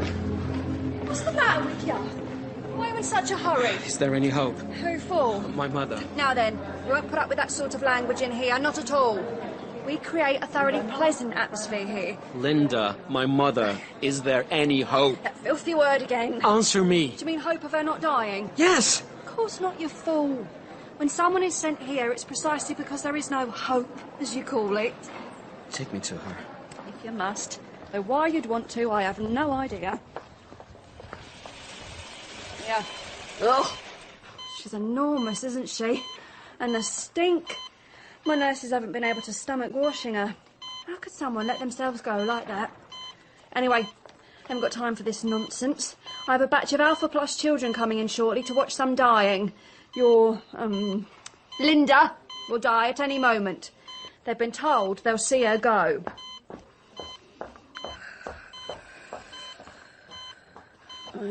Is that you? I know what you want. Mother. I know what you want, naughty man. Are you going to be kind and give me something in return? You give me mezcal, and I'll be kind to you. Linda, it's me, John, your son. My son? No. Everyone belongs to everyone else. Where's my lovely young Indian? Have you chased him away? Where's my mezcal? Oh. What's wrong, Linda? Sister! Quickly! Nurse! Quickly, I think I've killed her. There are 30 children waiting to come in. They're looking forward to seeing her die. Now you've spoilt it. They need to watch and laugh and get used to it. How can you be so selfish? How many goodly creatures are there here? How beauteous mankind is. Oh, brave new world. No! Back into the corridor! No one said come in. This is fun. And like all good fun, it needs to be properly organised. And Mr. Savage, oh yeah, I know who you are, and I'm not in the least little bit impressed, to tell you that for nothing. Will you please just get out, now? You really have no idea where he's gone? I know he was here with Lenina, but I don't know where either of them went. There's a towel with blood on it in the bathroom. Well, we need to find him. Hello? Speaking. Are you sure it's him? What's going on? And he did what? Please tell the police to be kind. He doesn't understand much. It's not aggression. Well, it is, sort of. Just keep him there for his own protection. I'm coming. What's happened? The fellow I know at the Park Lane Hospital. Has something happened to John? He's there. He watched his mother die and he seems to have gone mad. We have to get there as fast as possible. I created a monster, didn't I? Are you coming with me?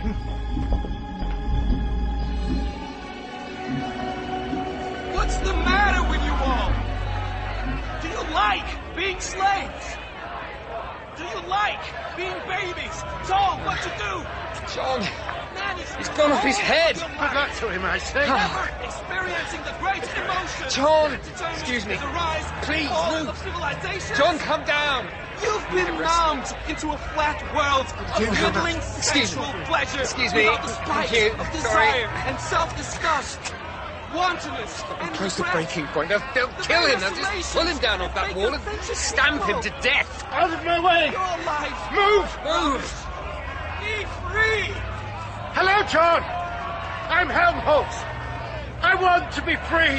What? Can you show me how? Free? Good old Helmholtz. I want to be a man.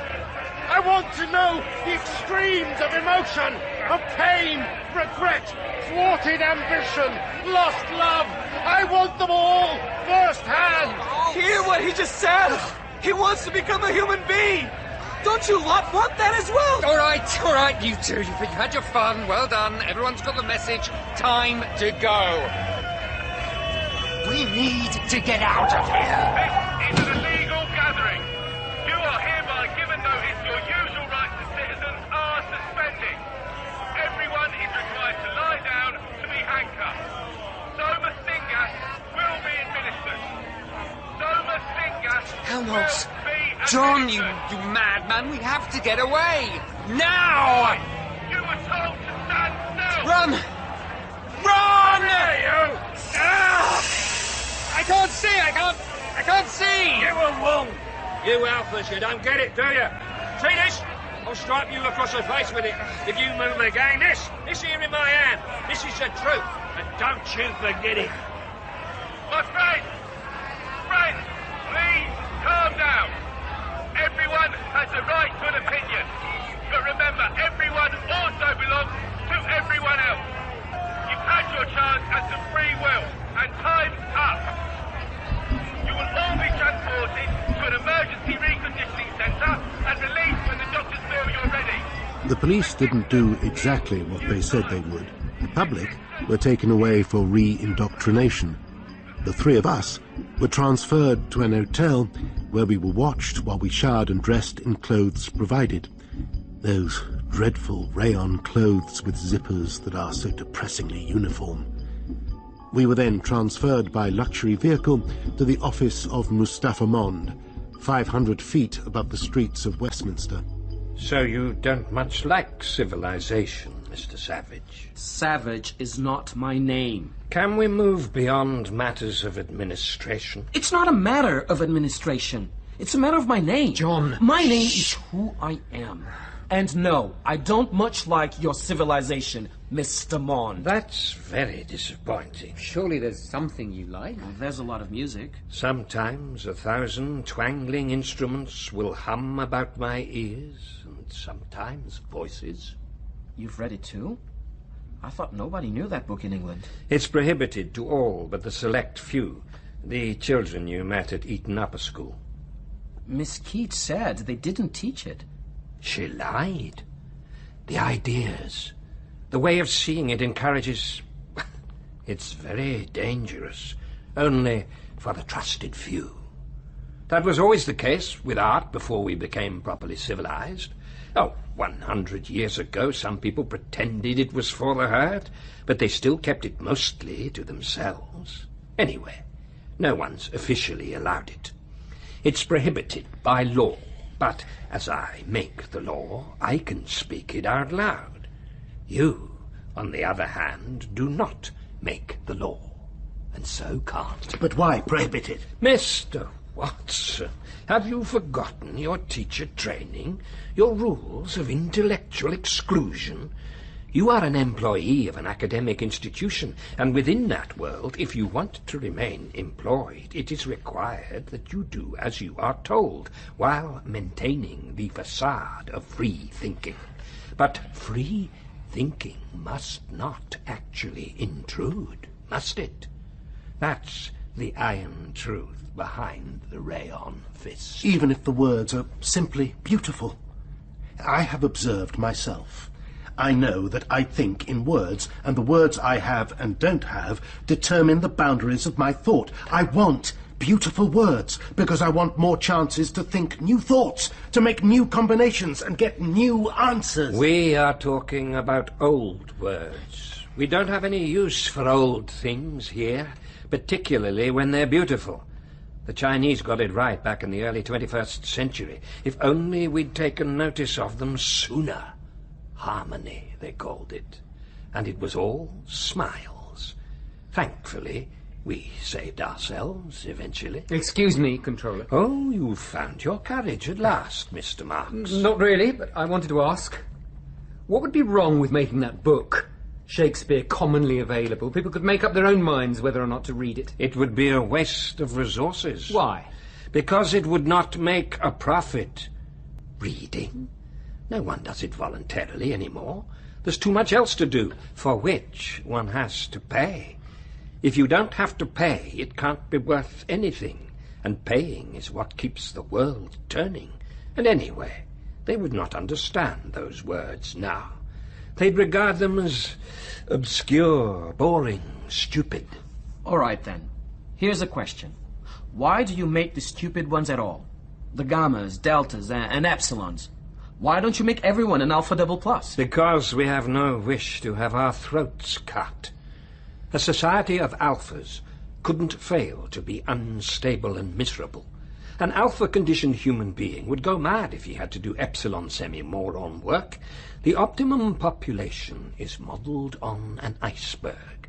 8/9 below the waterline, 1/9 above. And they are happy below the waterline. Deliriously so. Why keep the work moronic? Why not invent more labour-saving devices? Useless effort keeps them occupied and us out of danger. But we're always saying science is everything. It's in the sleep teaching of 13 to 17-year-olds 3 times a week. I was a pretty good scientist in my day. Then I had a revelation. I realized that all our science is just a cookery book, with an orthodox theory of cooking that nobody's allowed to question, and a list of recipes that must not be altered without the permission of the head cook. But I did a bit of illicit cooking, a bit of real science. What happened? Very nearly what's going to happen to you. I was nearly sent to Iceland. Are you serious? Absolutely. The thing all 3 of you fail to understand in your different ways is that people are animals, and they need to be controlled for their own good. Some past dictatorial religions and a-religious societies have understood that and acted accordingly, but they all failed because they lacked the appearance of kindness. The world is safe now because of the irresistible force of kindness married to rigorous suppression. And clever, educated, sometime rebels like me, we are the poachers turned gamekeepers who are best at anticipating where problems might arise. Now, go home and sort out your things. Watson, you may keep your communication device. It will be set to receive only, so you can know the events that shall unravel from here. I quite admire your intellect. You remind me of me. Perhaps you might be of use someday. You will receive notice of your travel arrangements, and don't try to stir up trouble. We shall be watching you. Oh, and John. Yes? You will be pleased to know you won't be going to Iceland. The other 2 will go without you. But why? Because you are too dangerous, even for Iceland. We have fenced off an area of forest in Surrey and equipped an old concrete military bunker with the basics required for civilized living. You like your religious illusions? Imagine yourself a medieval hermit. Flight paths have been changed to avoid the area.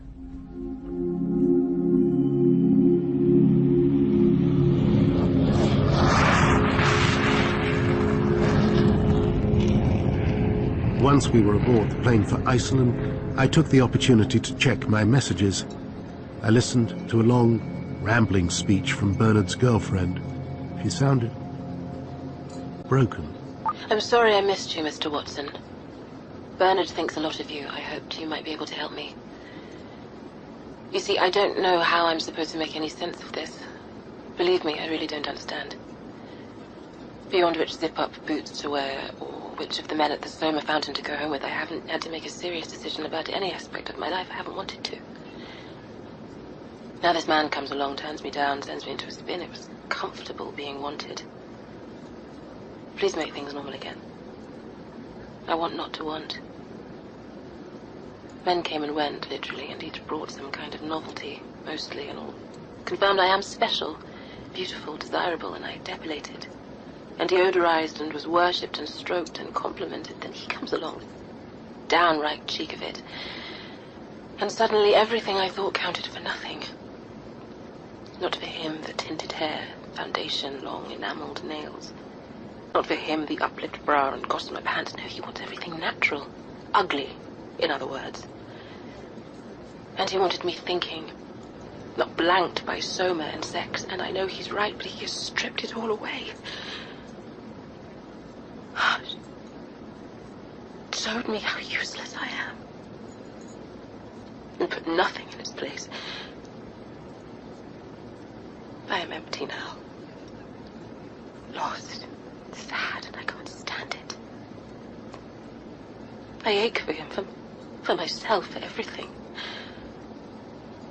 A lost soul, and even that word makes sense because I know it should exist, but for me it doesn't. I can't stand this. How can I be expected to? There's no one who can... So, we managed to ruin her along with ourselves. an uncomplicated young woman became complex under the influence of a trio of men who asked questions which had no answers. Unfortunately, John's personal reservation was not preserved in anonymity. Its chance discovery by a lorry driver and his son prompted a flurry of publicity and an invasion of suburban helicopterists. During the national holiday week, they descended on his bunker in swarms, always demanding the spectacle of his self-flagellation. "The whip! The whip!" they cried, and he obliged. Until, one day, he was discovered in the stairwell of his dark, concrete abode. A headgear of gorse wound about his matted locks, a flow of dried blood staining his side where he'd clipped the sharp banister while dropping. Mr. Savage turned very slowly at the end of a 15-foot rope, his martyrdom complete, his neck broken, his quietus achieved. His feet, like two unhurried compass needles, turning towards the right, and after a few seconds unhurriedly turning back to the left.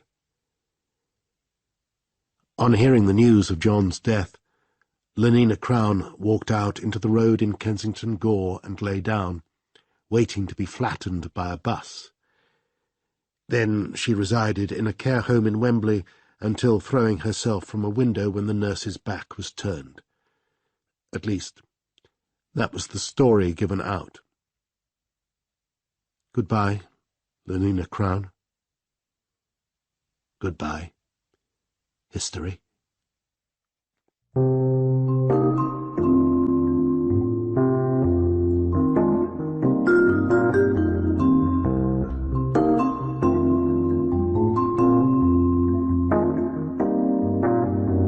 In Brave New World by Aldous Huxley, dramatised for radio by Jonathan Holloway, Bernard was played by Justin Salinger, Helmholtz by Jonathan Coy, Lenina by Pippa Bennett-Warner, and John by Milton Lopez.